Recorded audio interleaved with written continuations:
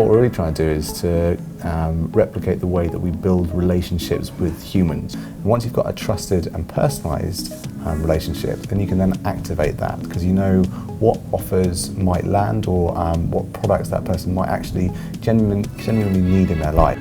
The learning curve for using voice is virtually non-existent. You speak, and if the voice skills are designed correctly, you get the right answers. So this gives a new level of access to people who are not familiar, not early adopters, using technology. They would struggle with apps, they would struggle with websites, but now via voice and Amazon Alexa skills, they have the ability to access these services in a really simple way without having frustration or having to learn how to do it.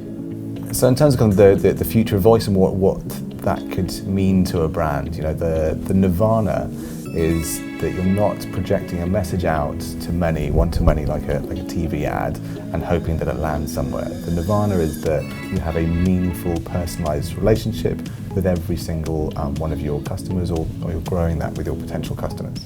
If a brand can kind of understand this new channel, or this new way of communicating with their customers in that way, then it can deliver great value over the long term. My favourite moment of the Alexa Cup was actually spending an entire day in a sort of hackathon environment with 5 other agencies that some of them we knew very well, some of them we didn't know very well, and you know, kind of experiencing this day, evolving our idea with the help of the Amazon employees, even with the help of competitive teams that were there. There was a great spirit of collaboration. I was getting help from other tables of competitors, and it was just a great community of all like-minded individuals who are really trying to accelerate this industry together.